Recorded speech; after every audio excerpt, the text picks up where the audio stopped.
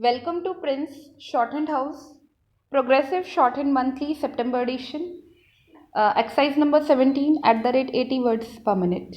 Be ready. Start. Very eventful year has just passed. The common man has reaffirmed his belief in democratic values and restored our distinction as the largest living democracy in the world. On this occasion, each one of us has to ask ourselves in all humility whether we have followed the inspiring example set by the leaders of this ancient land. Have we comprehended the new national ethos and adequately responded to it?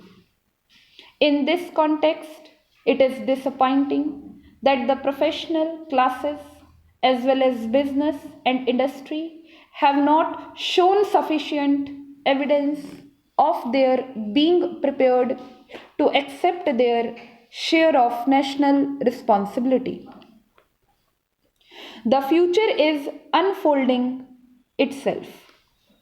What are our immediate preoccupations and aspirations for future?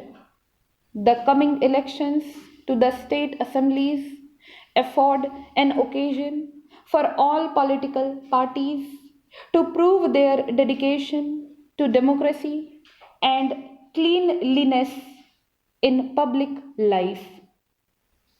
What is important is not the result but how it is achieved. The campaign must be conducted with dignity only on the basis of clear cut programs and policies. Once again, our voters will have the option of choosing not their masters but their servants.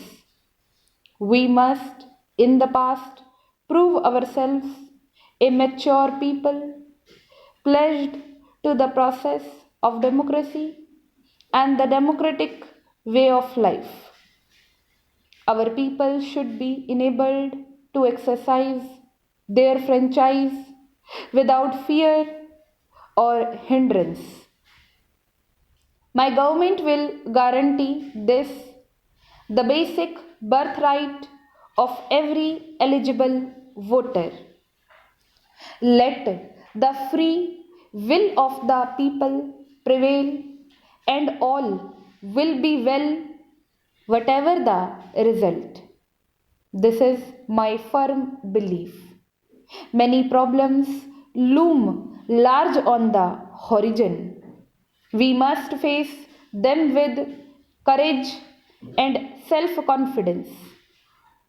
Some frustrated and desperate elements in our society today are determined to scuttle the principles of our democratic way of life and destroy the very fabric of our secular society. While everyone of us is entitled to freedom of expression in appropriate forms, no one should be permitted to drag each and every issue to the streets, excite dormant passions, advocate disrespect for law and order, and incite violence. Such a policy of unwarranted confrontation, backed by provocative action on the slightest pretext, is a challenge we as citizens of a free country need to face with determination.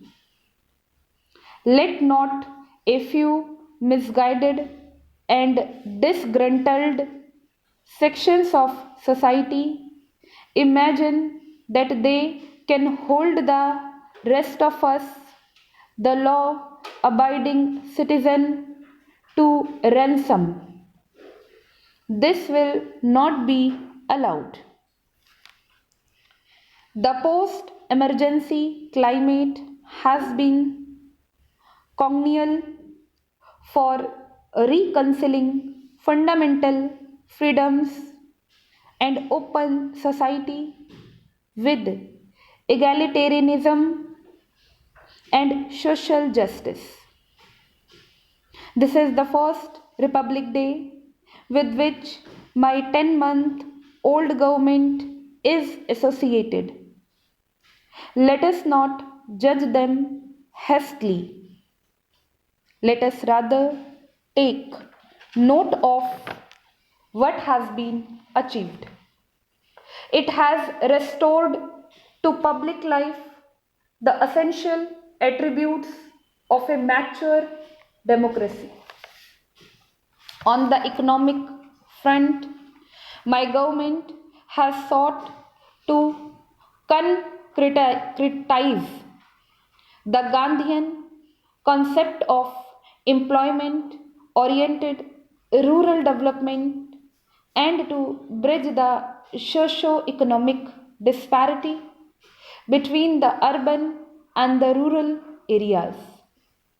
For the first time since independence, our political life is not dominated by one monolithic political party. Today, men of good conscience but with varying shades of political opinion are working together for the good of the nation. This is in itself a great achievement. Let us not isolate and exaggerate honest differences of opinion and unwittingly perhaps undermine the principles of collective responsibility on which good government is based. For once in our history, we stand united as a nation. India is one country and Indians are one people. Let no one underestimate our strength or take us for granted. Our continued progress on the agricultural front and our determination to reach the benefits of plant development to the rural areas and to the economically weaker sections of society will better the quality of life of millions of our countrymen. This requires resolute political will and determined administrative action. To our sound and broad based scientific and technological achievements, which have been acknowledged all the world over, we have handsomely coupled research and development to take care of the future. Today, we are recognized as one of the 10 most industrially advanced nations in the world. India's very significant manpower contribution to the United Nations pool of technical and administrative talent and experience is matched only by our bilateral technical assistance programs to our friends in Africa, Southeast Asia, and West Asia. While we may take justifiable pride in these achievements, we must guard against complacency in thought and action. On the other hand, we must forge ahead with hard, dedicated work and the determination to succeed not only as individuals but as a nation. Our administration, relieved of its recent traumatic experience, is fortunate to have firm, dynamic political leadership. The younger generation who join the various services which compose the broad spectrum of the administration are idealistic, motivated, and have the capacity for hard work. Let us forge out of these qualities a result oriented instrument to implement our plans for the future and to build the India of our dreams now onwards. Stop.